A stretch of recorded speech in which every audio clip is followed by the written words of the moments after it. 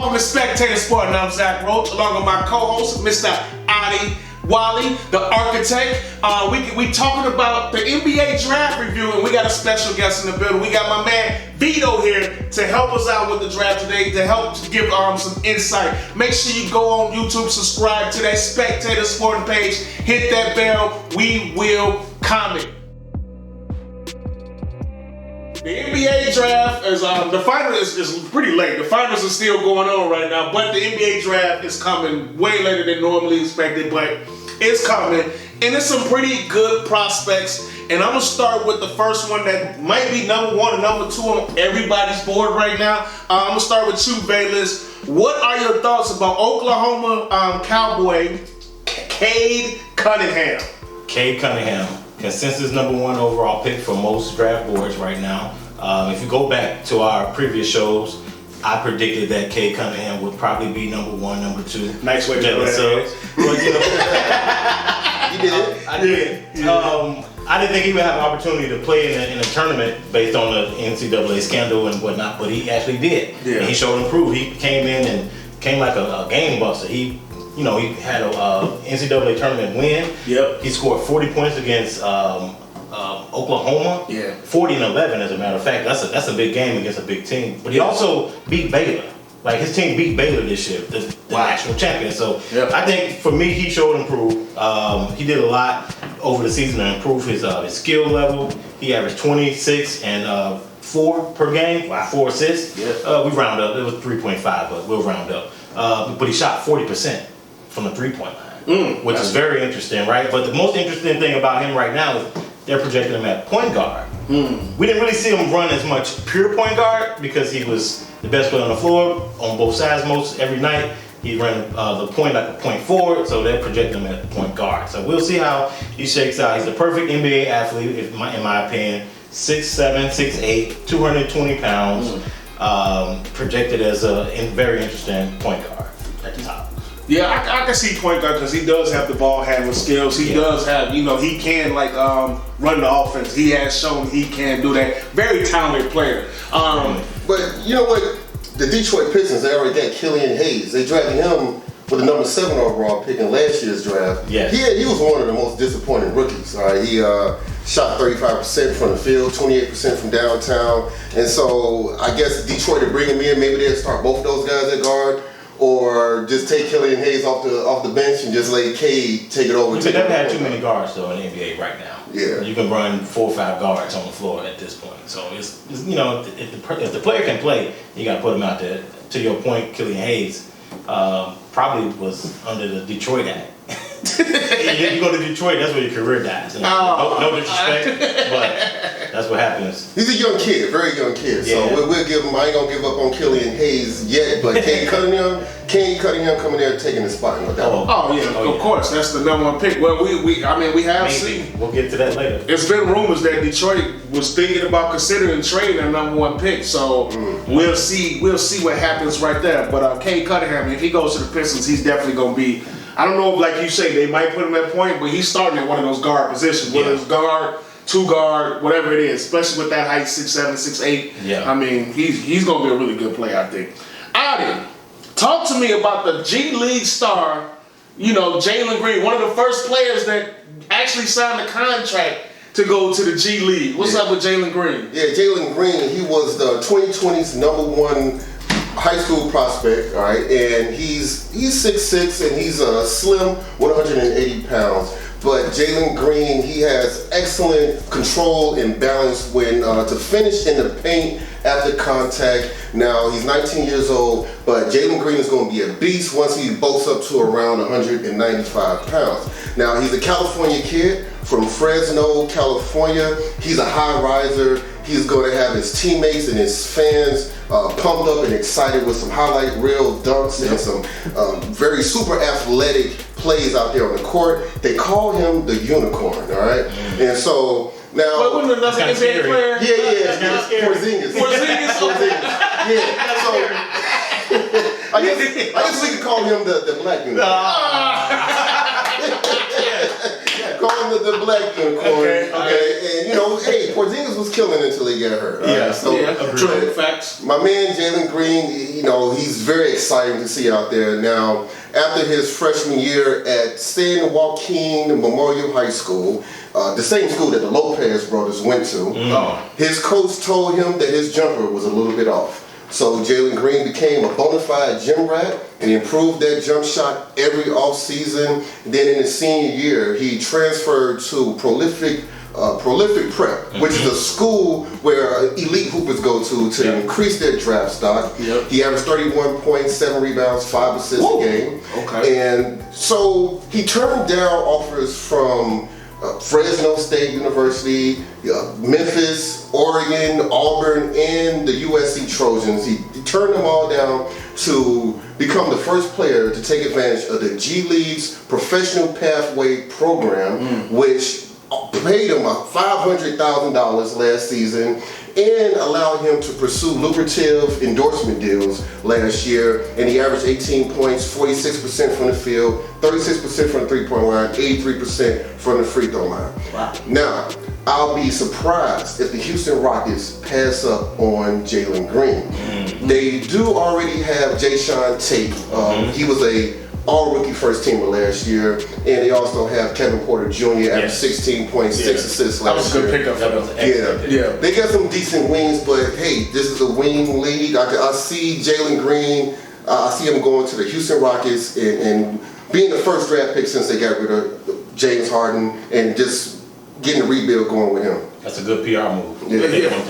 Yeah, Jalen Green is a very talented player, and he, you know, like you say, he's going to be one of those players that can put fans' butts in the seats as well too. And the fact that he's played in the G League, so he's been playing professional.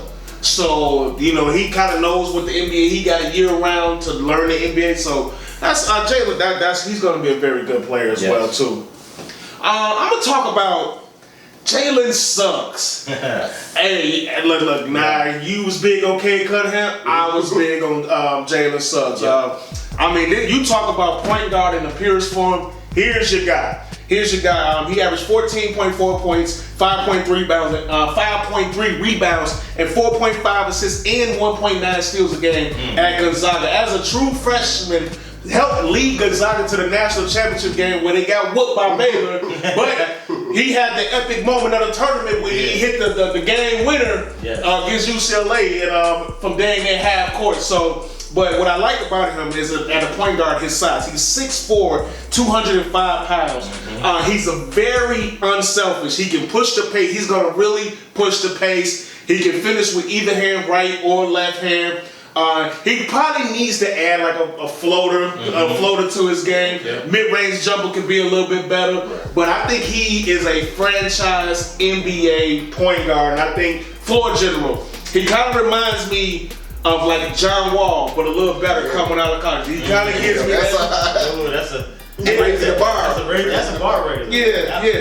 I think so. Like now he's got some improvement to do, but I think he's a floor general, and I think he has a winning attitude, and I think that's the type of player that's going to change a team around. Need that. And number 3, I've been hearing the rumors that the Cleveland Cavaliers Colin Sexton is on the market. Really? He is on the market. You heard it here. Yeah, he is on the market. There's been rumors. I don't know how true it is because they don't want to pay the max money to Colin Sexton. I wouldn't. Yeah, so Colin Sexton's a good player. So I'm not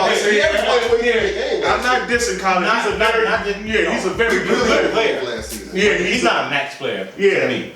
So, but I think the reason could be because they want to land this guy right here, and I can see him going number 3 behind those.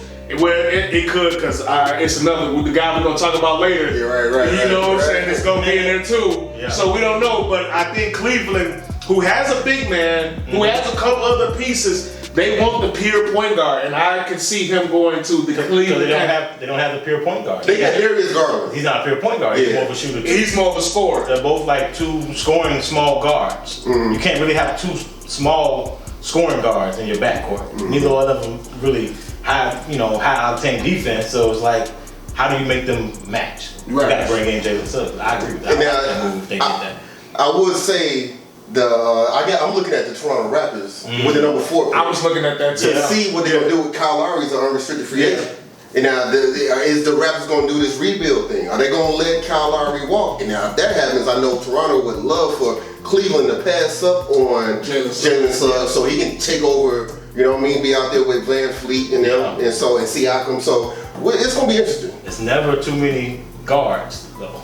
That's the other thing. We talk about the small guards that don't play defense, but if you got a whole plethora of guards, some of them play defense, some of them don't. It might work. Just like Van Fleet, he's not a great defender. He tries, but if you throw somebody else in there with him, that like a Lowry, who was probably gonna move on, but you can instantly replace him with somebody that's similar.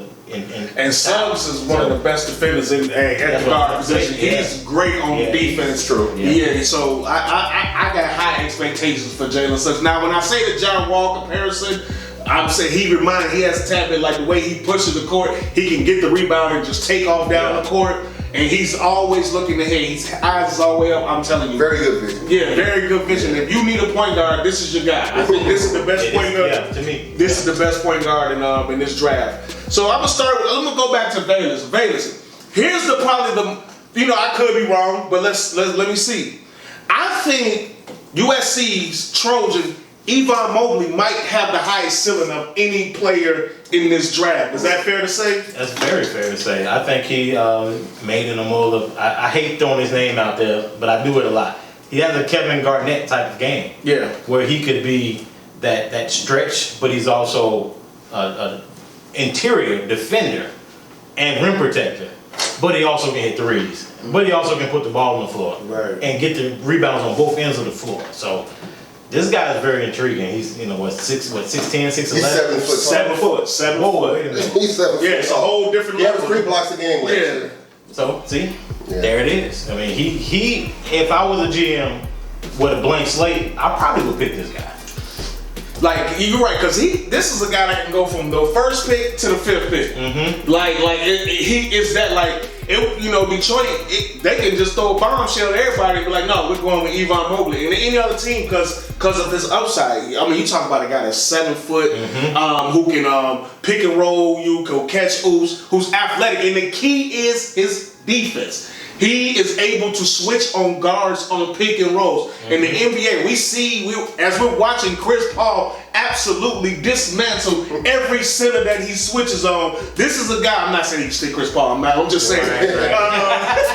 Don't get me wrong, but I'm just saying, this is a guy that's able to move his feet and can contest shots and not just get absolutely destroyed. Yeah. So I think that's what his biggest benefit. And I just think he probably need to add a couple more post moves to his game. He need to add some post moves, bulk up a little bit. Yeah. He's only 19 years old, but I think his ceiling is high. Mm-hmm. Yeah, Evan Mobley, he had a soul-snatching dunk against the Oregon Ducks last year. A great dunk. He has nice leaping ability. He was the Pac-12 Player of the Year, the Pac-12 Defensive Player of the Year, and the Pac-12 Rookie of the Year. He's the first player to win all 3 awards in the conference since Anthony Davis. Okay? That's Now, Evan Mobley, he is by far the best big man in this draft. You need a big man, you got to get him. He can create his own shot off the dribble. He gets most of his points in the post, in the paint. He gets tip dunks, catching oops. He can finish with his right or his left hand. And with Mobley, like you said, he needs to bulk up, but I think he would be a perfect fit with the Cleveland Cavaliers at the number 3 pick. I think he would be a perfect fit because, you got the boy Jared Allen. Yep. He's a restricted free agent. I think Cleveland should just re-sign him. Yep. They drafted a number 5 pick overall, Isaac Okoro last year. He can play small forward. We talk about the guards, Garland and Sexton. I could be wrong, but Garland averaged about 6 assists a game. You got Sexton there. I mean, Garland would have to. He's in a similar situation as Kobe White. Like, come on, man, be more of a point guard and more of a facilitator. And then you put Evan Mobley at the power forward position. I know they get Larry Nance Jr., but Mobley is an upgrade there. I think he'd be a really nice fit with Cleveland at the number 3 pick. Yeah, the only thing I'll say about the Cleveland, I think if you can sign Mobley, not draft Mobley. The NBA, as we're watching, if you watch these playoffs, it's about the open court. It's about being able to space the floor. and I don't know how much you're going to be able to space the floor if him and Allen are both there. So, because a lot of teams is going to the one center thing. So we'll see. Don't get me wrong. He's athletic enough to play a stretch though. Well, he has to be able to shoot better too. Now, he got to shoot better. He's got to be able to hit open shots. That's the key. Yeah. So but if he goes to a team like Detroit, they need a center. They need a big man. That's somebody that can run to the rim. Who got the number 2 pick? Number 2 pick is Houston. Yeah, they can go. They can get him. You know what? Essentially, this guy can fit with any team in the top 5. Any team in the top 5, he'll be a good pick. Somebody got to move over no matter what. Even if you go to Toronto, you got him with Siakam. Mm-hmm. Which still it might be good. Siakam is more of a perimeter player anyway. When you really look at it, he should be more in the paint, but he likes to shoot threes and dance around the perimeter. So. He does it all. 16.4 points a game, 8.7 rebounds, 2.4 assists, and 2.9 blocks. Yes. That's the thing. And I know I love Suggs, but I think this guy I don't know if he's going to be the best, but I think as far as his ceiling, he has the top. I think he has the ability to be the most ability to be the best player if he maximizes and works on his game like that. He could be the best player in this draft. Yeah. Now we got done talking about probably the top 3, top 4 players in the draft. What team? So I'm gonna start with you. What team in this draft are you really focusing on to see what are they gonna do? Well, it's a team with the number 10 overall pick, the New Orleans Pelicans. Okay. Ooh, I like that. I like it. Okay. They had one of the most disappointing seasons last year, in my opinion. Okay. The thing is, they didn't even qualify for the play-in tournament. Nope. And they fired their coach, Stan Van Gundy. Yep. He's gone. And now Lonzo Ball, he is a restricted free agent, meaning the Pelicans can match any offer that he receives. Now, teams that may send him an offer, the Chicago Bulls. All right, you got Kobe White. Do they want to put him on the bench and start Lonzo Ball? Make him an offer, okay? Now, the Lakers, do they want to resign Dennis Schroeder? They're going to let him walk. He's a free agent. Maybe they want to be reunited with Lonzo Ball. He is from the LA area. Okay. You know what I'm saying? So, we'll see. I mean, that would be a nice fit for him. I'm sure his father would love that. Oh, yeah. But the thing is, I think the Pelicans should go ahead and match whatever offer he gets. Overpay him a little bit because Lonzo Ball is coming off career highs on points, field goal percentage, free throw percentage, 3-point percentage. He improved his shot. So I think they should keep him around, and the Pelicans should do what the Milwaukee Bucks did and go ahead and make Eric Bledsoe your scapegoat, okay? It's all Eric Bledsoe's fault. It's always his fault. Make him the scapegoat, all right? Find a decent shooting guard out there. They traded J.J. Redick away. They traded him to the Dallas Mavericks. That didn't work out, okay? And so now there's rumors that the Pelicans want to trade the number 10 pick for some veteran help. Makes sense. That makes sense. Now, if they don't trade the pick, if they stay at number 10, keep the pick, they should look at the Tennessee's shooting guard, Keon Johnson, all right? He's explosive 6'5" shooting guard. He coming off his freshman year. He loves to go to the paint. He shot less than 2 threes a game. And on defense, he has quick lateral movement. He gives great effort on the defensive side of the ball. Pelicans do need to improve that defense. They don't need him to score a lot of points. You got Brandon Ingram, you got Zion Williamson. So he'd be a nice fit there with New Orleans. Also, you got the Connecticut Husky 6'5" shooting guard, James Bouknight, all right? This man, he's a pure scorer. He's very good in iso ball. Creating his own shot comes very natural to him. He averaged 18 points a game last year with Connecticut. Now, I don't know who the next coach is going to be for the Pelicans. They might be signing one as we speak right now, but no matter who the coach is going to be, the pressure's on in New Orleans. They're firing people. Zion Williamson is entering his 4th year?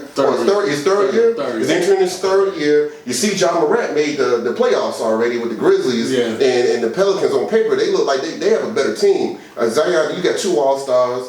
On paper to me, they got Steven Adams. I don't know. You look at that team. I think the Grizzlies got a better roster. But go ahead. It's hard to argue. Yeah, I don't know. Nikhil, what's the guy's name? Nikhil Walker? Nikhil Alexander Walker? Yeah, Alexander Walker. He's gonna be good. Who else they got? They got Hart. Yeah, they got Josh Hart. They got some players. Jackson Hayes. Jackson. They got some players. They got some players. But Memphis do too. Memphis has some players too. Dylan Brooks. Tristan Jackson. Jaron Jackson. Jaron Jackson Jr.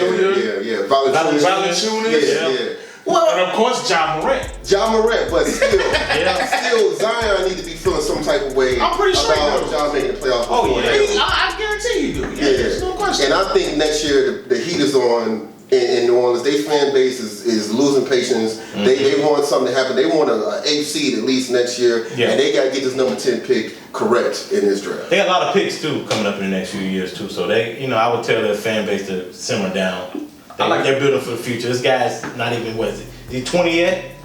Did he turn 20? Maybe he just turned 20. 2021, he's around now. Yeah. Because he came to the NBA when he was 19. So, he's probably 21 now. So the NBA do be in a rush sometimes. They be in a rush. But David Griffin, unfortunately, this is the way the NBA works, and he's on the clock as a GM, so he's going to have to figure this. I like your first idea about them trading the number 10 pick. Trade the number 10 pick and go get them some veterans. Because I think that's what they're missing. I think they need some veteran leadership. Somebody with Stan Van Gundy, I know they say it was a disconnect between him and the players, but Stan Van Gundy really opened Zion game up by giving him the ball at the top of the key, letting him run the show. And he also, him and his coach staff, helped Lonzo Ball become a better shooter. So Stan did some good things. Now, he didn't connect. Maybe he was a little old school and couldn't connect with the players. But he definitely helped them out. So this is a big hire for David Griffin. No question about it. No question. What team you looking at, Vito? Well, unfortunately, fortunately, I'm looking at a lot of teams. Not these guys, right?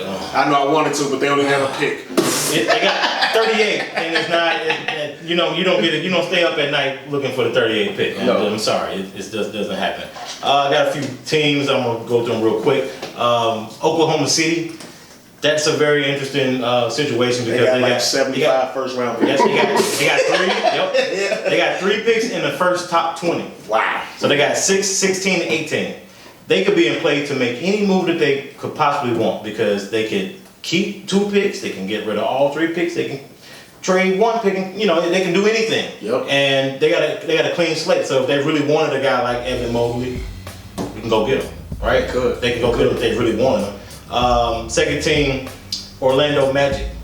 They got 5 and 8, and they got a host of talent on their team. Yep. They were in the playoffs last year, not this year, but they were in the playoffs last year. They got rid of their primary guy. What's my man? Vucevic. Well, Gordon, Vucevic. Yeah, they got rid of both. Evan Fournier. Yeah, they got rid of all. They clean house. So they're in position to do whatever they want to do, and they got 2 high draft picks. But the most important team in this draft, to me, it's Golden State Warriors. Ooh, true. I like it. Golden State Warriors, they hold the 7th pick and the 14th pick, which is extremely dangerous when you talk about Splash Brothers 2.0. If Klay Thompson comes back 70%, you got Steph Curry, you got Andrew Wiggins. I'm not giving Andrew Wiggins any credit, but he has improved a little bit. I mean, he's the number 1 pick, but we ain't gonna get into that. But then you got a healthy James Wiseman. If you want to parlay both of those picks and trade up, you can do that. If you want to parlay those picks and go get a star, you can do that too. With those high picks, I think they're squarely in position to control this draft. Detroit is a dark horse because they can draft, right? They can draft Cade Cunningham and sit on him until they get the right offer in the back room, and there's been a trade announced. They make that noise, and he could be going somewhere else. So we think he gets drafted. They put his Detroit hat on. He may not keep that hat. Right. Yeah, it's definitely been rumbles that Detroit wants to trade the first pick. They don't want to keep it. I would keep it. I would get rid of it. Huh? I would get rid of it. You would trade it? I would make a deal with one of those teams I just displayed. Go get you a few lottery picks, right? It's a few teams that got a couple lottery picks. You trade 1 big lottery pick that could be generational and take a gamble. You don't have very much to lose other than Cade Cunningham, which there's no guarantees in any of these guys. But that's true. You got 2 guaranteed first round picks if you do that. So. Yeah, and then you mentioned the team that I was looking at too. Well, of course, the Pistons. I'm wondering what are they going to do because they hold the cards in this draft. Right. Because if it's true they want to make a trade, it's going to be a domino effect. Yes. But the other team that you mentioned that is Orlando. Orlando with the number 5 and number 8 pick. Now I know they got Markelle Fultz on the but and Markelle Fultz is actually a really good player. He's actually a solid point guard when he's playing. There. He's getting there, but he's been hurt a lot. Yeah. And I can imagine that Orlando Magic got a number of big men. They got 1,000 big men. Yeah. So I can imagine they want a point guard they can rely on. So it wouldn't shock me if they go to Detroit, like we'll give you number 5, number 8, and somebody else pick for that number 1 spot. Or even not even any one of those top 3 teams to go get Suggs, to go get Cunningham or one of those 2. Because that's a team that need, because they, like you said, they gave up their best guard in Evan Fournier. So I can see that happen. So Orlando, I'm watching to see with those 2 picks now, or Oklahoma City, you brought up another one with 3 picks in the first round. They so flexible because they have picks. I want to say they have multiple picks for the next 6-7 years. Yeah, I feel like they have a plethora. Yeah. I think I seen the stat. There's like 20 something picks in the next 5 years. That's crazy. That's amazing. So they really did a good job. They got a lot of flexibility. I think they're gonna get more picks because they gotta trade Kemba Walker. I don't see Kemba Walker playing for OKC next season, so that's somebody else. That's someone they can trade to somebody. He's not Chris Paul. He's not gonna carry that team. He's not gonna carry that team to the playoffs. Well, you got Shea Alexander's improving every year. Now, he's becoming like a star. He is becoming. So they have a little talent over there, OKC. But you're right. He's not doing the Chris Paul. He's not taking to the playoffs. They can trade him for a first round pick. Kemba need to go to a team where the team is already kind of good and he can step in and fill in like a role. And they can protect him on defense. Lakers. There you go. Lakers. That's it. There you go. So to the Lakers.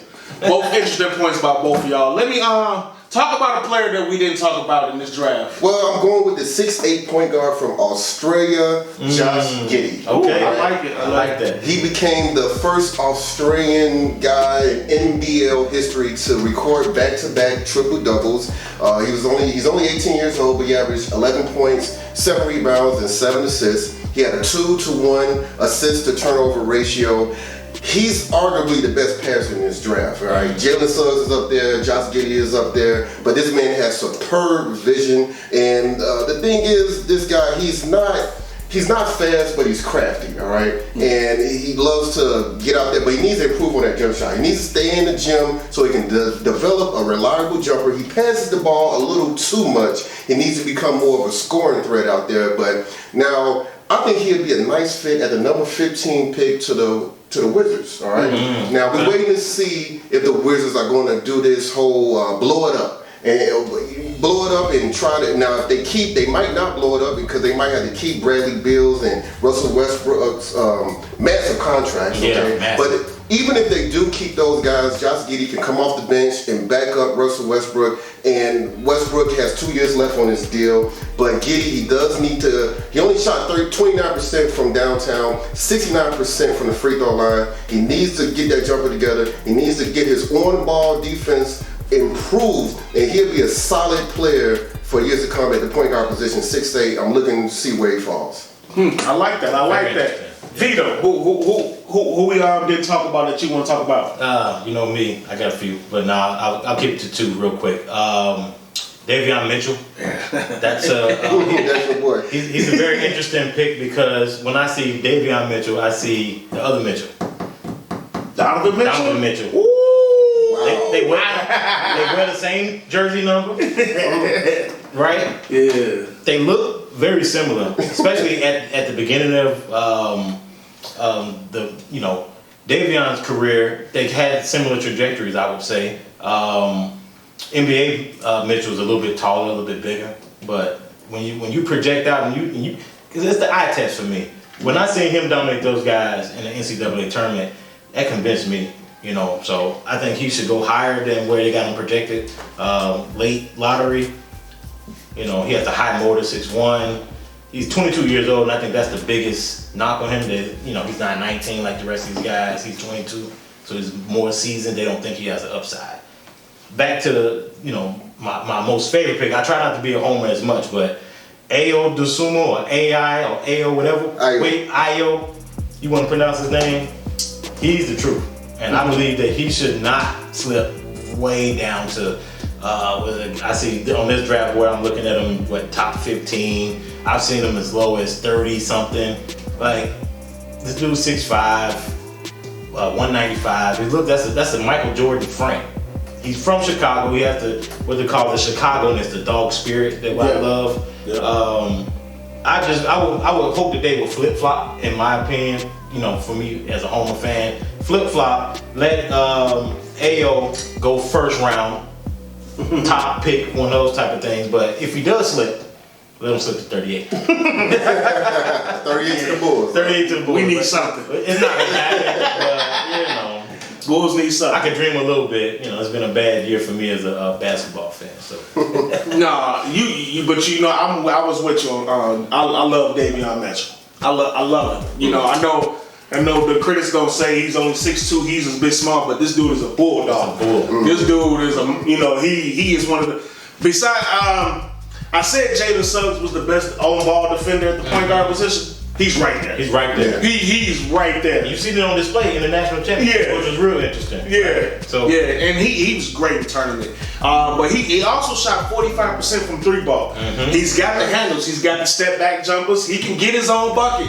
He can light you up. He's just a very competitive dude. He improved on that every year. Too. Yeah. Look at his stats. Yep. So I'm with you on that one. Another person I'm looking at from Arkansas, Moses Moody. Yes. I like him. I was gonna bring him up here. Yeah, I like him a lot. Like this is a guy 6'6", 2 guard, play defense, can score, get his own bucket. Yep. This is a guy that you gotta watch out for with the right development and the right coaching. He could be a very, very good player. There's no doubt about it. I like Marcus Moody. Moses Moody. Yeah. I'm hoping that he falls to number 7 to the Golden State Warriors. I think the Warriors should take Moses Moody. He has a high basketball IQ. Yep. He plays very solid defense. He has very good size, and he's a sharpshooter. The man can shoot. And he'll be some nice insurance to Klay Thompson coming off the back-to-back injuries. He can be someone, because last year they had Kelly Oubre. Right. Wiggins started to play well, but they didn't really have the shooters.